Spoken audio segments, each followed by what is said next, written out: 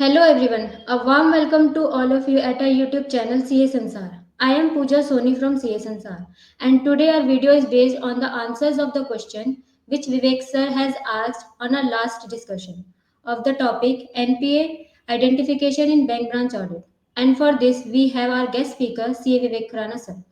A warm welcome to you sir and thank you for joining and giving us your valuable time. Sir, we have received many calls and messages regarding the question which you have asked in our last video. Can you please give the answers of the same? And before going to start, my small request for all of you to please like our video and subscribe our YouTube channel CS Ansar and also hit the bell icon so that you will get all the latest update. So back to the discussion. Sir, over to you now.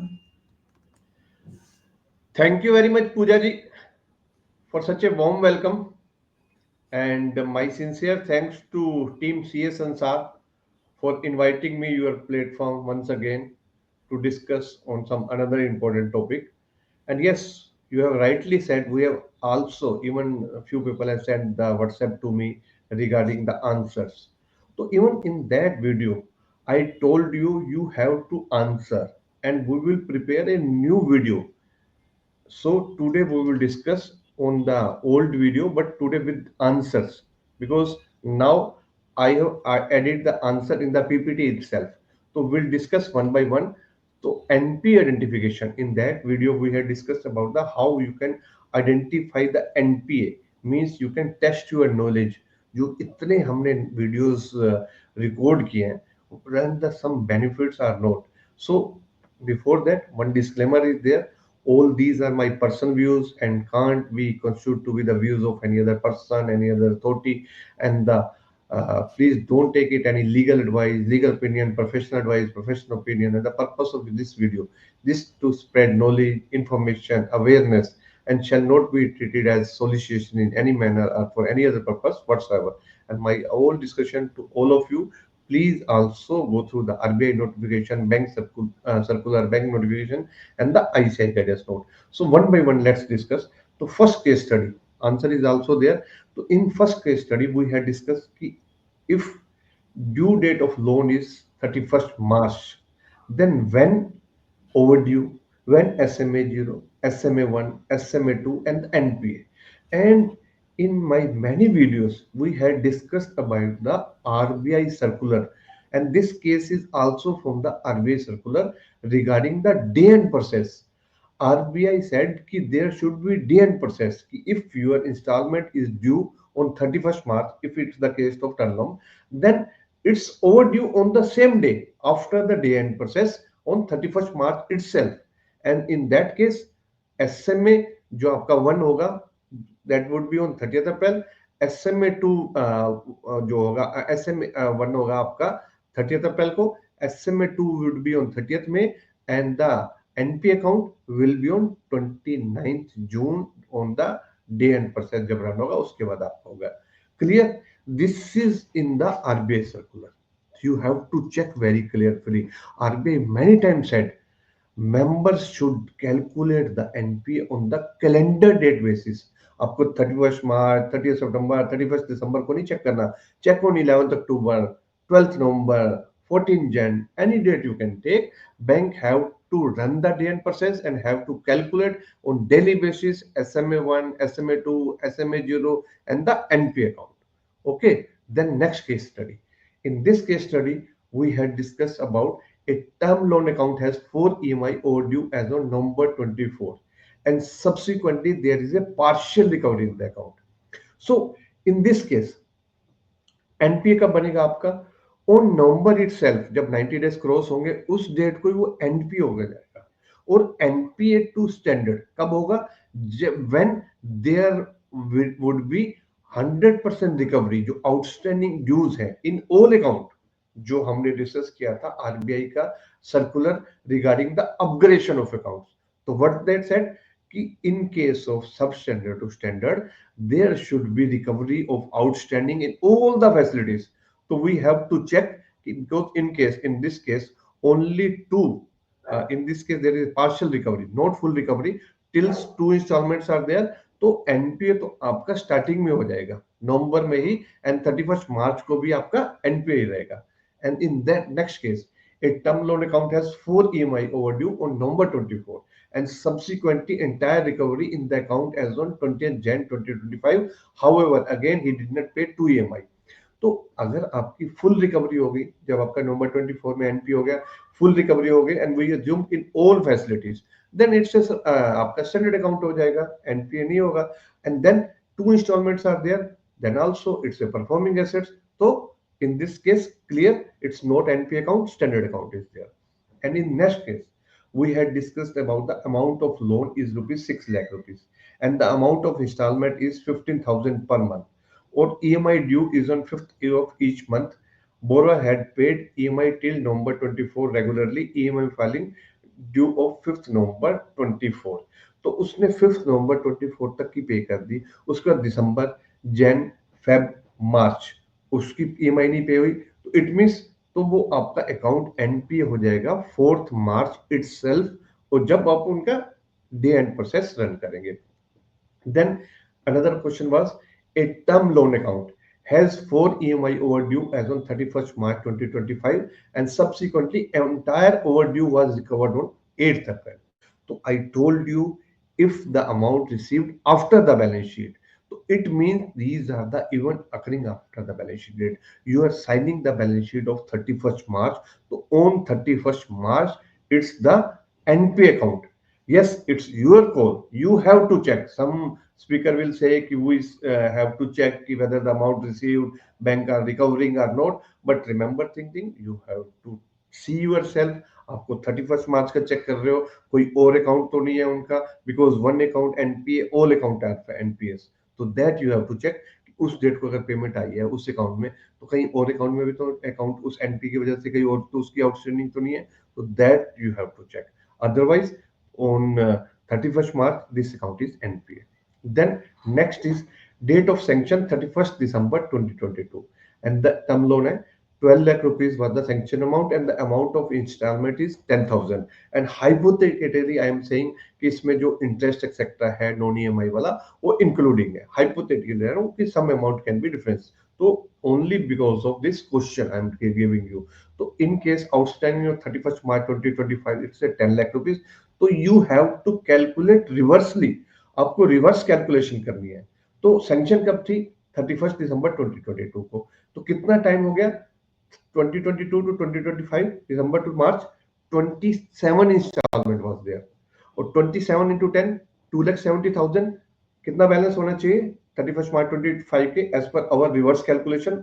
9,30,000. But balance कितने? 10,10,000. It means what? 8 installments are still overdue, तो account is NPA. Clear? Term loan आप reverse calculation excel में कर सकते हो. I told you, term loan के cases में बहुत कम इश्यूज मिलेंगे, otherwise many issues are there. तो in this case account are NPA. And then we have checked a term loan account has 4 EMI overdue as on 31st March 2025 and subsequently account closed on 8th April. जब आप audit के लिए जाते हो तो क्या कहते हैं? सर इसका तो अकाउंट क्लोज हो गया, क्या देखना है? हम भी कहते हैं ठीक है अकाउंट तो क्लोज हो गया, बट नो, कहीं और तो अकाउंट नहीं है उसके.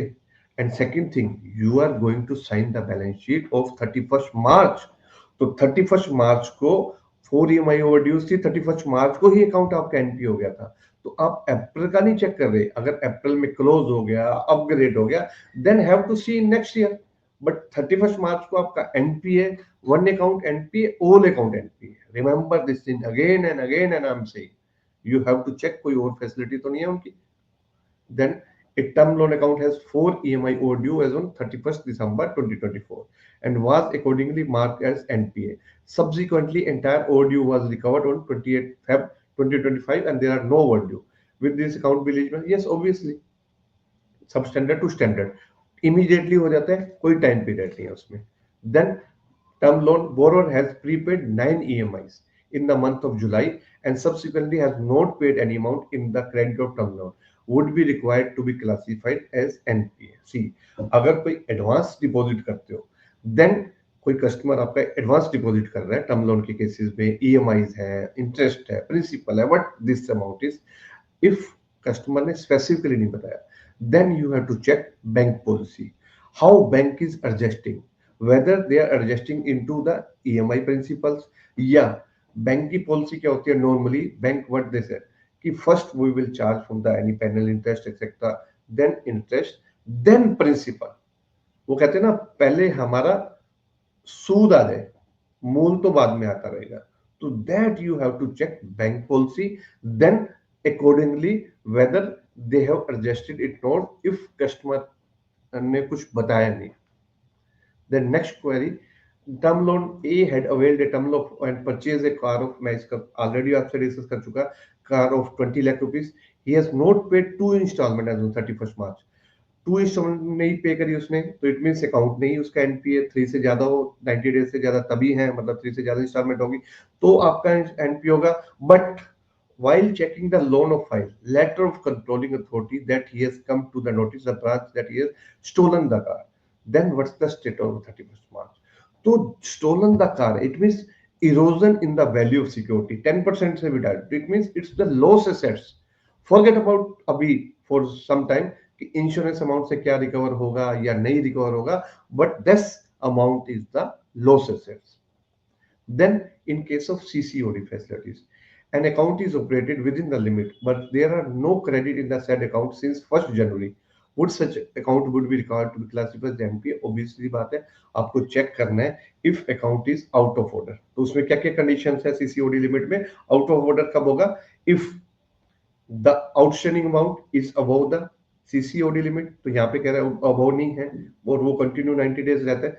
देन सेकंड इज अगर ऊपर नहीं है बट नो क्रेडिट, वहां पे मेंशन है no credit continuously for 90 days, तो इस केस में account would be NPA. Then next case, in case of CCOD facility, Mr. X is having CC limit of rupees 6 crore with a bank and DP limit is 5 crore as on 31st December 2024. Amount is withdrawn position from 25th December to 31st March 2025. During the period of Mr. X deposited a check of rupees 30 lakh to make account within the limit is 15 March and accordingly account is rupees 4 crore. तो remember that thing, उसमें क्या है continuously 90 days है for out of order, but यहाँ क्या बोल रहे हैं कि 15 मार्च को उसने चेक डिपॉजिट करवाया तो अमाउंट 4 करोड़ आ गया, तो लिमिट से कम आ गया। तो in this case first case account is not NPA. And in case of second जो है चेक बाउंस हो गया, in case cheque bounce on 16 March, 15 को डिपॉजिट किया 16, तो it means no presentations are there. तो इन दिस केस कॉन्टिन्यूसली आपका ओवरड्रान है 90 डेज में, तो अकाउंट वुड बी एनपीए। तो आई जस्ट वांट टू से कि इन केस ऑफ ऑडिट्स, तो जो 31 मार्च के कुछ आउटस्टैंडिंग है सीसी में आप चेक कर लेना कि किसी का चेक डिपॉजिट्स हुए हैं 31 मार्च को, कहीं ऐसा तो नहीं है 1 अप्रैल 2 अप्रैल 3 अप्रैल 4 अप्रैल को वो बाउंस हो रहे हैं।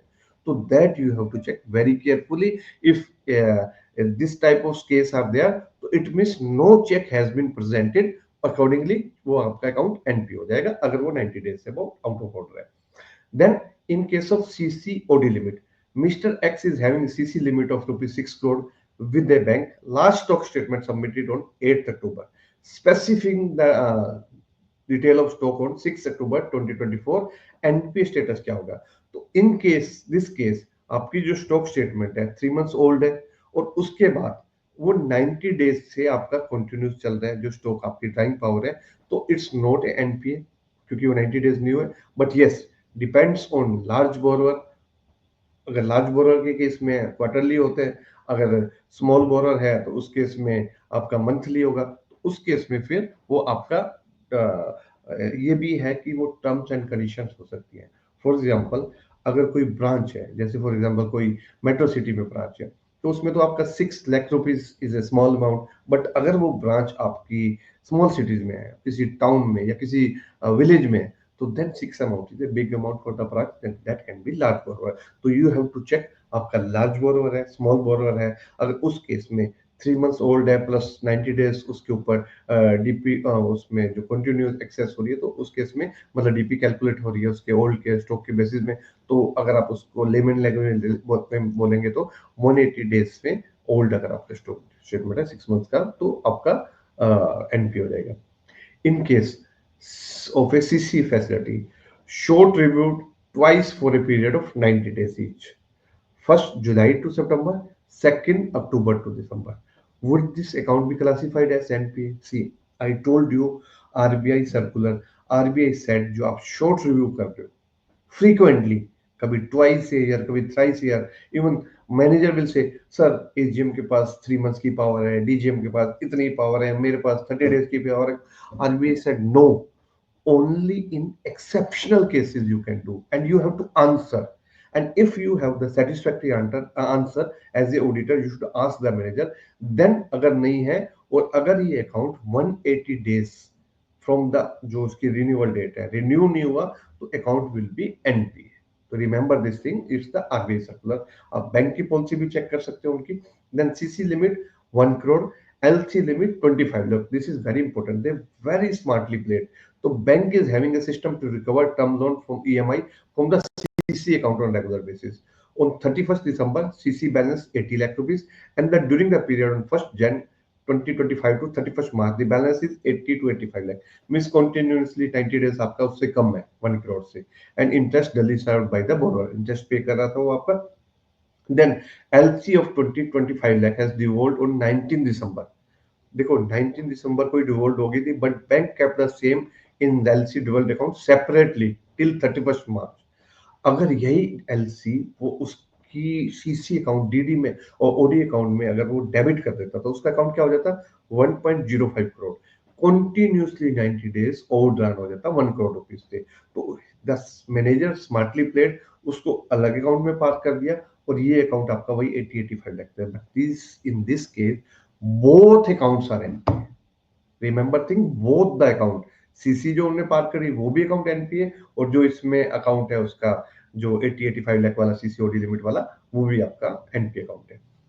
Then next, a borrower had availed OD against property of the tune of rupees 5 crore against primary security of immovable property of 20 crore. Subsequently, the said property was subject to the valuation and the present value of the property is 8 crore.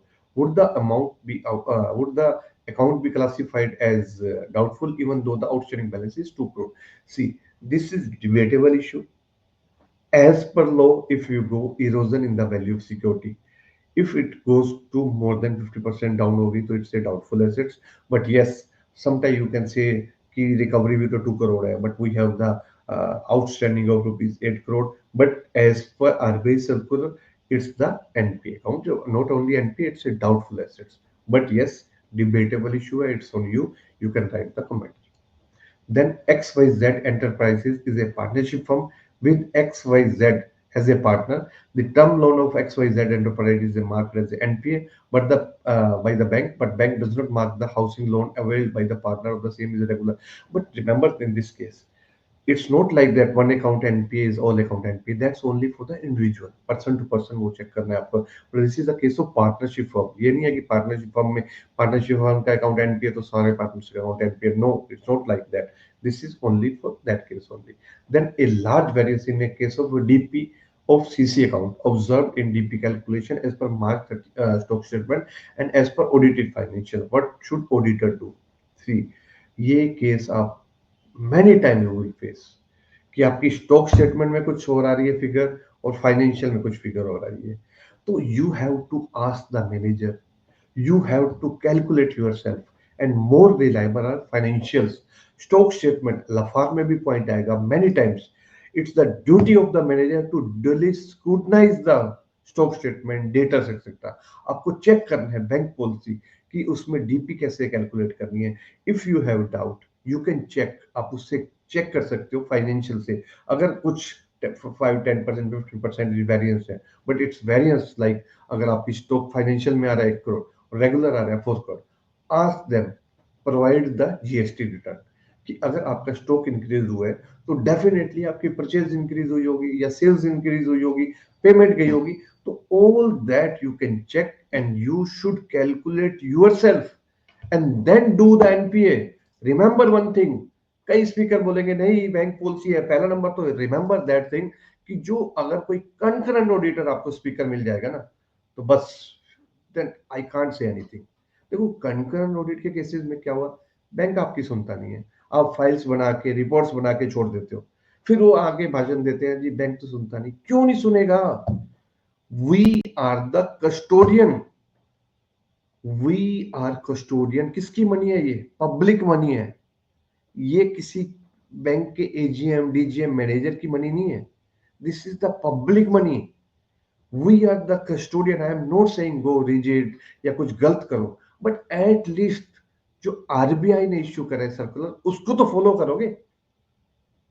तो do your power. किसी के pressure में मत आओ। कल को अगर कोई नोटिस आएगा, कोई एजीएम डीजीएम आपके साथ नहीं जाएगा, तो remember that thing. Then, in case of CC account, sanction limit 1 crore and DP limit assessed by 1 crore and audit is observed, the bank has not taken into consideration date account period। ये भी वही question है। तो उस case में क्या होगा? आपकी 55 लाख आ गई। तो इस केस में आपका अकाउंट एनपी होगा, ओवरड्रान है। जो मैंने भी आपको बताया, यू हैव टू चेक। आप अपने कोऑर्डिनेटेड डीपी चेक करो। Then check whether its account is out of order, means 90 days से outstanding है continuously। अगर है तो account NP। Remember again and again saying, go according to RBI circular and the bank policy। और उसका sanction letter, उसके अंदर क्या मेंशन है? कि उसमें मेंशन है कि आपको डेटर्स को कैसे वैल्यूएशन करना है, मार्जिन लेना है नहीं लेना। ये three things you have to check. ये नहीं कि ऑटोमेटिकली आपको देना। बैंक की पॉलिसी सैंक्शन लेटर में हो सकता है उसमें मेंशन हो कि आपको डिक्वी कैसे कैलकुलेट करनी है, डेटर्स इंक्लूड करने नहीं करने, आपको मार्जिन लेना है नहीं देना, that you have to check. ऐसे भी नहीं कि गो एकदम से आप रिजिड हो, नो इट्स नॉट। सैंक्शन में आपको मैक्सिमम थिंग्स आर, जो सैंक्शन है दैट्स, उसको आप अपना बाइबल मान लो, गीता मान लो, कुरान मान लो, whatever it's for the borrower itself. That's very important, and as a auditor we have to, it's our duty to check according to sanction letter. The next case study is CC limit 60 lakh, term loan 1 crore 60 lakh, EMI of term loan 2,50,000. Bank is having system to recover TMI, term loan EMI from CC account on regular basis. On 31st December 2024, CC balance of rupees 60 lakh. November 22 and December 22 EMI not recovered because account fully utilized. So bank debited the EMI in CC account on 5th March 2025, even though CC is overdrawn position. तो इस case में क्या होगा? वही मैंने जो आपको पीछे क्वेश्चन बताया था, बहुत स्मार्टली प्ले किया उसने बैंक ने। तो वो डेबिट उसने उस डेट को करी है जब उसका ओवरड्राफ्ट नीड है। तो इस केस में भी आपके दोनों के दोनों अकाउंट एनपी हो जाएंगे। Then consortium finance. Consortium finance में तो many time I told you कि आपको इंडिविजुअल बैंक चेक करना है, लीड बैंक या फिर जो आपका जो टीम उसके मेंबर्स बैंक है।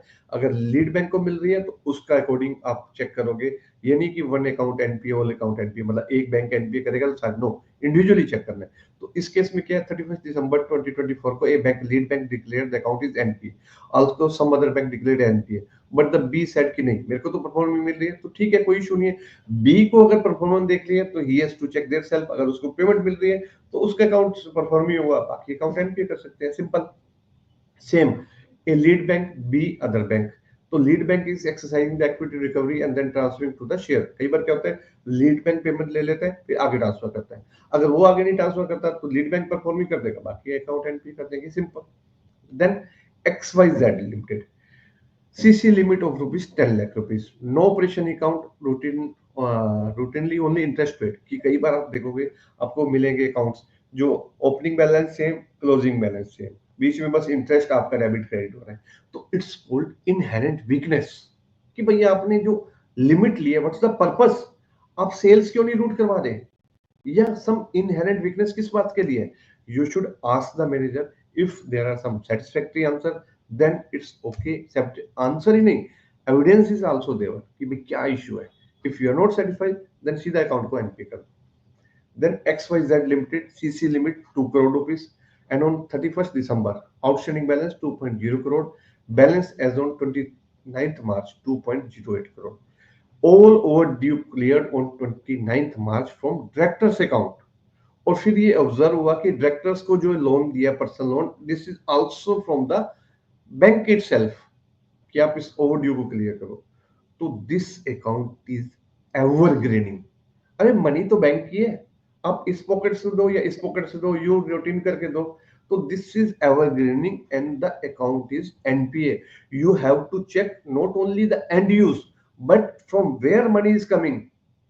कुछ अकाउंट में आप टेस्ट चेक बेसिस से चेक करो, जो मनी अमाउंट आ रहा है, अगर लास्ट डेट्स को जैसे 31 मार्च को धड़ल्ले जैसे बैंक वाले काम करते हैं, पेमेंट मंगवा दो, तो पेमेंट आई कहां से है? रूटीन आप चेक करो, कहीं ऐसा तो नहीं है बैंक की लोन प्रोवाइड कर रहा हो, या कोई ऑफिस अकाउंट से आ रही हो आपकी, या कोई स्टाफ अकाउंट से रूट कर रही हो, that you have to check, then account is NPA. Then ये कुछ अकाउंट्स थे जो आईसीआई गाइडेंस नोट से थे, उसका आंसर आप चेक कर लो। I am not satisfied, many times I told you. क्या होता है short term crop, long term crop? Short term crop में क्या होता है, आपका कब एनपी अकाउंट होगा? When there are two crop season, कि आपने कोई पेमेंट दी तो आपके टू क्रॉप सीजन तक पेमेंट नहीं आई, तो that account would be NPA. Long term crop में वन क्रॉप सीजन। शॉर्ट में कौन सी होती है? खरीफ, रबी। लॉन्ग में शुगर केन, बनाना। तो उसमें भी आपका क्या होता है, सिंगल, मोनो या फिर मल्टीपल, कौन डिसाइड करते हैं? SLBC, state level banking committee, हर स्टेट का अलग होता है, वो डिसाइड करते हैं।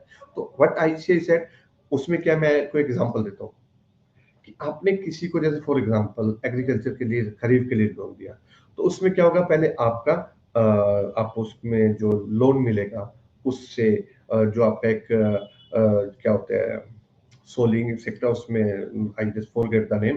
तो आप हार्वेस्टिंग का पीरियड होगा आपका, जो कंप्लीट होगा हार्वेस्टिंग पीरियड के बाद, उसके बाद आपको सेल्स होती है कि आप इसको सेल करिए। देन रीपेंट, एग्रीकल्चर करोगे, जैसे आपने कोई भी खरीफ में कोई भी फसल है, जैसे कोई गेहूं है, चावल है, तो फर्स्ट आप उसको, उसकी सोलिंग वगैरह जो भी है उसको करेंगे एग्रीकल्चर में, और उसके बाद उसकी हार्वेस्टिंग, जिसको कहते हैं फसल काटना, हार्वेस्टिंग करोगे।